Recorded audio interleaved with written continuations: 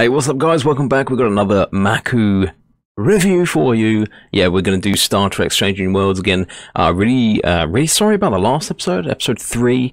Unfortunately, CBS decided in their infinite wisdom that they wanted to take it and bin it. I can't blame them. It is their it's their IP. The clips that we're using, so I think I've learnt my lesson. I won't be playing the trailer or a preview of the episode in this video. I will try and add some short clips in here and there, just briefly. Hopefully they'll be short enough that they don't get picked up. We'll see. But yeah, Star Trek Strange New Worlds, episode 4. This one's called Memento Mori, or Memento Mori, one of the two. And basically the synopsis of it says, while on a routine supply mission to a colony planet, the USS Enterprise comes under attack from an unknown malevolent force. Pike learns that the enemy cannot be dealt with by conventional Starfleet means. So basically, effectively what happened is they go to a planet. They're supposed to be there for, just a routine supply mission.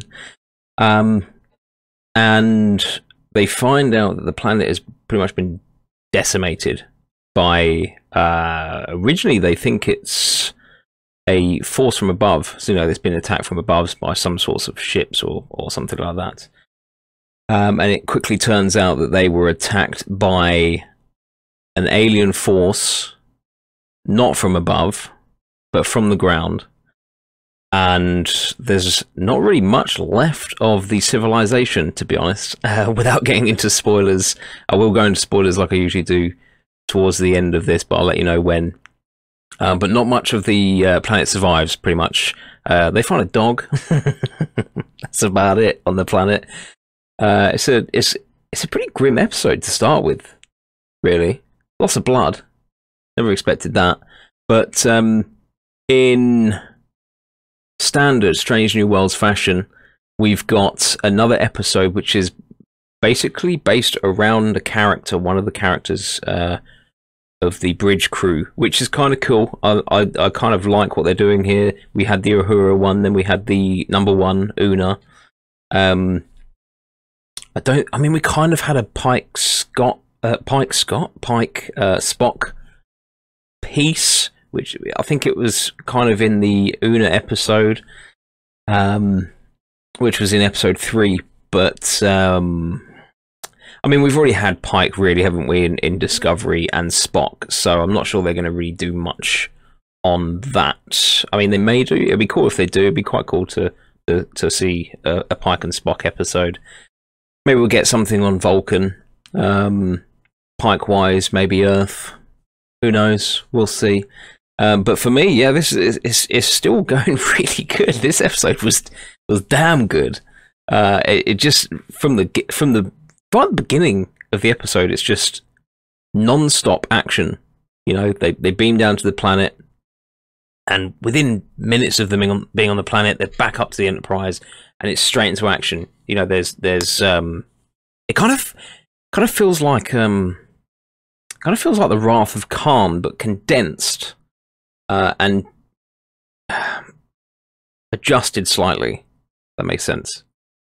I can't really say too much without going into it, but I will do that in a sec. But yeah, as I say, it's another really good episode. The acting really good in this. Pike is just awesome. Pike is awesome. I don't think this is a spoiler. I'm going to say it. We do get the Pike maneuver, the first recorded Pike maneuver. I don't know what it would be. Would it be Alpha 1? Pike maneuver Alpha 1, maybe? Something like that. That's pretty sweet. I'm starting to like some of the other characters which I wasn't quite enjoying. Ortegas, I think's her name. I wasn't really enjoying her character to start with, but in this episode she's kind of tipped me back the other way now. I kind of like her. She's sarky. She's a bit sarky. Hemmer's in this as well. I love Hemmer. He's awesome. He's one of my, probably, if not my favourite character. I did say that in the last episode, but obviously you can't see it. So he's in it. Him and Uhura have a little bit of a thing going on in engineering. But you'll have to find out in the spoilers. We'll do that in a sec, guys. We'll do that in a sec. Just relax, chill out, okay? So yeah, top notch episodes. It's looking really good for this series. We're into episode 4. I think it's of 9 that we're getting of this season, and it's back to basic Star Trek. Planet per episode, or new species per episode, new mission per episode.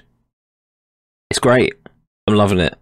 So for all you old school Star Trek fans, if you are a bit on the fence about whether you want to watch this or not because of recent new Trek, definitely check this out. It's really good. It's nothing like Discovery, nothing like Picard. This is it does actually give me original series vibes. I'm not gonna lie. So I'm really looking forward to if they bring Kirk into it. Obviously it won't be Shatner, but I'm looking forward to a little reboot. I wasn't too sure to start with, but I'm actually kind of looking forward to a little reboot. Anyway, that's just a quick short review for this one, then we'll get into some spoilers. So this episode for me is blimey, I think this is going to be like a solid 8-9. What do we do? Ooh, 8 or 9, 8.5 maybe. Do you know what? I'm going to give it a 9 purely because they keep you in suspense with the enemy. So we find out who the enemy is, and I'll go into that in a sec. We find out who the enemy is, but we don't see them. And I think because of that, it's going to give that extra half point for me. It's going to put it back to the 9. Because I mean, I don't know what the design of this species is going to look like. I mean, this species is in the original series. What it's going to look like in this new series, I have no idea. Kind of giving it away, really, with the background. Gosh darn it. Yeah, so it's the Gorn. I just realised. I literally put that up myself, and I've just realised. So it's the Gorn. So we get to see the Gorn in this. Well, we don't get to see the Gorn. This is my point. This is why I've given it the extra half to top it over to the 9. And it's because we don't see them. As you can see from this picture, the original series Gorns are pretty shocking. So it'd be interesting to see what they're going to do with this one. Are they going to make them lizards, like kind of on all fours, crawling around? That would kind of make sense based on how this episode has dealt with their behavior and how they go about everyday life. So that would make sense. The only downside to that is they would have to. They have spaceships, so they have their own fleet pretty much. So they would. It seems weird for a 4-legged creature to control ships. So this is going to be interesting if they bring them back into it. I wonder if this species is going to be, like with Next Generation, it was the Borg. The Borg were the species, the enemy of the series, pretty much. I wonder if the Gorn are going to be the enemy of this series. I kind of like that. Whether they're on four legs, I don't think they'll be able to control ships like that. So we may get some form of updated version of what you're seeing here. That's all I can say, really. So yeah, I'm going to give it a 9 out of 10. It's a phenomenal episode. As I said, it gives me Wrath of Khan vibes because, oh damn it, I can't. Right. If you want to see the spoilers, I'm going to go into spoilers now. So if you want to see the spoilers, come to the spoilers section. If you haven't seen this episode yet, don't come to the spoilers section. But once you've seen it, then by all means, come back to this episode. Skip forward to the spoilers and come listen in, and then come comment. Let me know what you think of the episode. Don't forget to hit the like button. If you're leaving me now, hit the like button, hit the subscribe button. Really appreciate it. I'd love you guys to join me and this channel. Let's get growing. Let's go to 500 subscribers. That would be friggin' ace. And thank you everyone who has subscribed and liked the videos and watches my content. I really appreciate you guys. Are freaking awesome. And fingers crossed this doesn't get claimed this time and blocked by CBS. That would be great. CBS, please don't block this. Right, so let's get to the spoilers, guys. If you're going, peace out. Have a great day. See you next time.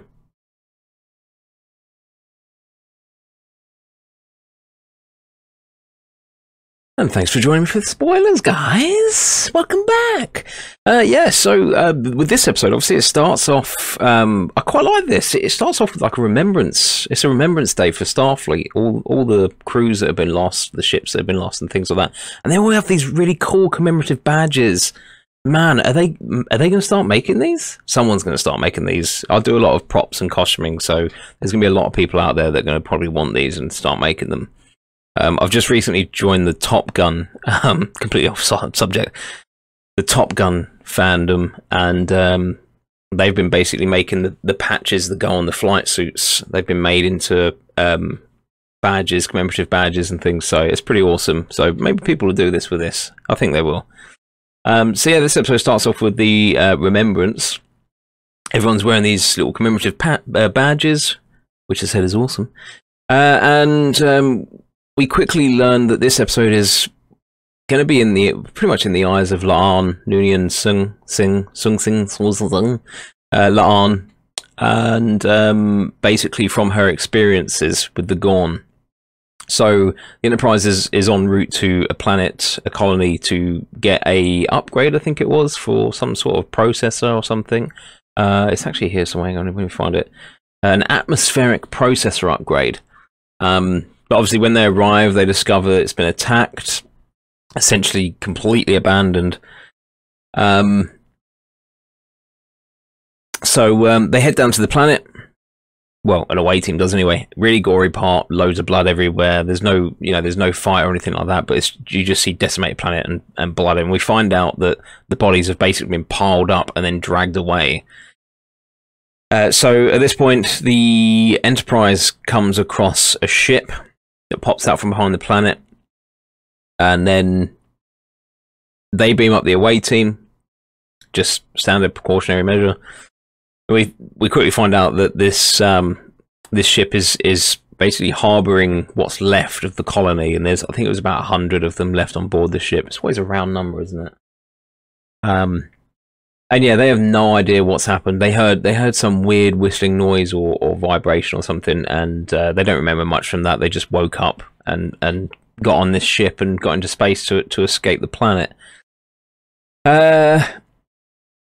So yeah, the Enterprise, they can't board them. They can't bring them aboard via transport, so they connect to the ship via a docking procedure, get everyone aboard, and La'an grabs hold of this child who's trying to run away. She's talking about monsters, and she basically gets it out. It's very convenient that La'an is the one to chat to this kid, but who cares? The episode's great. So she's talking to this kid who has a memory of what the sound is, and it's basically like this clicking noise that this monster was making, and La'an has like a little bit of a memory lapse, and pretty much works out what has attacked the planet and the people from this clicking noise. So she immediately tells Pike, raise shields, scan for a certain anomaly, some sort of radiation or something like that, just to find some sort of hologram in space, where they essentially find the Gorn, basically the Gorn ships. At this point, the Gorn are heading in to attack. They can't raise shields because they're connected to another ship. This is one bit in it really that was kind of a, well, they had to do that moment, isn't it? So the Gorn ship destroys the colony ship first, whilst it's attached to the Enterprise, instead of attacking the Enterprise, which I thought was a bit weird and is more for plot, really, just to get the script going forward. Because you can't have it attacking the Enterprise, can you? The Enterprise is going to blow up, and then that's it at the end of the episode. So they've got to attack the Gorn ship first, the colony ship first. That disconnects it from the Enterprise, and they can raise their shields. Unfortunately, the Enterprise gets absolutely decimated, and they have to pretty much limp to a nearby gas cloud, which is also being sucked into a black hole. So it goes from shit to shitter to even shitter quite quickly. This episode moves pretty quick. And yeah, we get some more perspective from La'an, what happened to her, kind of like little flashbacks. We keep seeing her I mean, initially I thought it was Khan for some reason, but it wasn't. It was her brother. She keeps seeing her brother popping up. I don't know if it is Khan or not. It could be. I have no idea. I've not looked into it. It could be her brother. Khan. Khan could be her brother. I don't know. Someone will tell me. Anyway, she sees her brother. She keeps seeing her brother, the memory of her brother and whatnot. And then we get a little bit more backstory. Lots of stuff going on the ship. Hemmer and Uhura are trapped in engineering. They're trying to do some sort of training. He's basically trying to train her and things like that. They get trapped in engineering, and Uhura has to take over, essentially trying to fix the ship, stop it from imploding from the inside. Because Hemmer, unfortunately, has busted his hand. He's got a broken goddamn hand. My guy is busted. So yeah, he has to teach her on how to fix the ship. And then Spock and La'an head out on the Galileo, which was ace. We get a bit of a mention of the Galileo. They go out on the Galileo. They're essentially meant to be going out of the cloud, because they're a smaller ship, going out of the nebula cloud, whatever it was, to send a message to Starfleet and then get back as quick as they can. But in doing so, La'an has a bit of a moment where she thinks she's may have something in her memory that can help defeat the Gorn. Not so much defeat them, but help the situation, help save the Enterprise. And she chooses to mind meld with Spock. So Spock does his thing, puts his hand on her head, gives a little mind meld. Oh, there's all these little things from like old school Star Trek coming back into it, which is ace. In fact, there was a bit, just forget about that for a sec, there was a bit on the bridge where Spock's looking into his science station, and it has that old school original series sound effect. It's so nice. Love it. Anyway, yeah, so they're having a mind meld with La'an, and we get to see the memory of her when her ship, the SS Puget Sound, I think it was called, SS Puget Sound, was captured, destroyed. All the crew were captured along with her and her brother, and they end up in these caves on the Gorn home planet. And it's effectively, they're put into this holding area for the Gorn's hatchlings for when they hatch to feed on. So the humans are basically food for Gorn. They really do a good job of making the Gorn sound like pretty scary in this, which I think was ace. And yeah, her and her brother are trying to escape. Her brother, they don't address how this has worked. This is a bit of a plot hole. It's kind of a, hey, look, this has happened, but it needs to happen to get the episode going, I suppose. So her brother has effectively got a book which he's created, and he's learnt the language of the Gorn's code. Like how they communicate with each other through the ships. And I think it was through light, codes through lighting. Sounds odd. Go watch the episode, you'll get it. Yeah, and it doesn't explain how he worked all this stuff out, which was a bit odd. But he gives the book to La'an, and he says, "Look, I don't know why he says I can't come with these. They could have just stayed together and got out together." But she basically escapes, and he stays behind. We don't see what happens to him. So he may have survived. He may not have. I don't know what his name is. I don't know whether it's Khan. I don't know whether it's not Khan. I can't give you that information yet, but I'm sure we'll find out at some point. I don't think that's going to be the last we see of her brother. But it was a bit weird that he was like, yeah, I'm going to have to stay. Why are you going to have to stay, mate? You're going to get eaten. You've got this book. You're both together. Get out. But yeah, she escapes, and then there's her La'an's mind starts creating a barrier between her and Spock, and she starts reading into Spock's mind and finding out that he had a sister, and that sister isn't in the archives, in the Federation archives. It's just been deleted. So the mind meld stops there because Spock obviously doesn't want her diving into his memories. But yeah, from the mind meld, they get this little book. She learns how to communicate with the Gorn through something to do with the phasers, I think it was. Again, they didn't really explain this. It just went from, I know how to do it, to, I've set up the phasers how you wanted them, Lan. So, if these episodes had just a little bit more runtime, they could address these. They could address these little plot holes and these little points that need explaining, not just for the sake of it. Like, just it's like they're doing stuff for the sake of the script, just to move the episode along. But there's going to be some story there, you know, an explanation, and I think that the runtime just needs a little bit longer just to explain that, because it does kind of let things down a bit in episodes on TV. So it's a bit of a pain in the bum for the short runtime, but what can you do? Yeah, she essentially communicates with the mothership to say that the humans have taken over the Gorn ship that's nearby, and the mothership just obliterates the little baby Gorn ship without even bothering to scan it. They must have scanners to be able to tell whether there's humans there or not. So that was a bit strange, but it happened. But what I like about this is throughout this entire episode, we don't see the Gorn at all. That's why I like this. It's action-packed straight off, non-stop. Gave me Wrath of Khan vibes because of the nebula and the kind of dogfighting that was going on in the nebula. Yeah,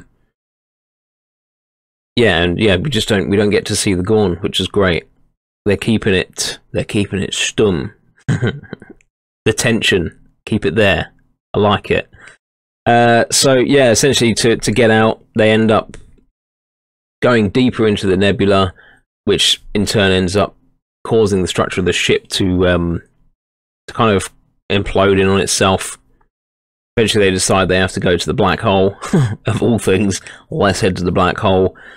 And yeah, I mean, not much really happens from here. Visually it looks amazing when they head to the black hole, and they basically eject this unit that Uhura was trying to fix in engineering into the black hole. And it's actually visually stunning, like how when it explodes and goes around the rings, it looks awesome. And then the Gorn ship just leaves. So yeah, I mean, it kind of ended really quickly, but it was still a bloody good episode. It was still a really good episode. And they sidelined Una as well. Una got shafted at the beginning. She got injured pretty much from the start after the away mission.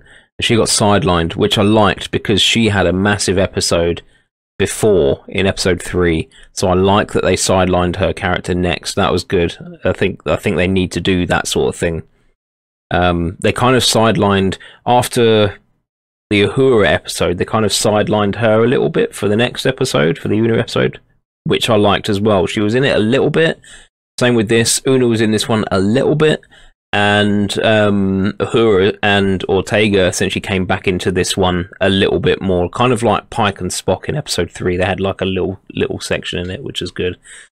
So I am probably assuming that the next episode, I haven't actually seen the preview there, I'm assuming the next episode is going to be about Ortega. Although they did dabble on Dr. Mbenga, didn't they? So maybe we'll get a bit of Mbenga and his backstory. That'd be an interesting one. We don't know anything about Ortega's yet, so we know a bit about Mbenga. We don't know anything about Ortega, so maybe Ortega's next, or maybe in the next episode we'll get Mbenga because we've had some backstory of him, and we'll get a little setup for Ortega's. I think that's probably the more likely, a little setup for Ortega, and then she would be in episode. Her episode would be episode 6. Yeah. Yeah, that makes more sense. That's good. That's good. Yeah, so anyway, as I said, great episode. Go check it out. Looking forward to the next episode. The series is turning Star Trek around for me. Hopefully it is for many other fans out there. So fingers crossed it continues. Did I even give this I did give this a 9? I did give this a 9 out of 10, didn't I? I pushed it over the edge because because the Gorn weren't shown. So yeah, 9 out of 10. I'm going to leave it at that. Yeah, that's good. Good. Check it out. Don't forget to like it as well. Like the video. Come on, like it. Click that button. Subscribe. And follow the channel. I appreciate it. And you get to see me more often and do this stupid reaction stuff. Why not? Anyway, cheers guys. Thanks for hanging with me. I really appreciate it. And thanks everyone who has subbed to the channel and liked the videos and watched my content. I really appreciate it. Thank you very much. And I'll see you next time, guys. Peace out.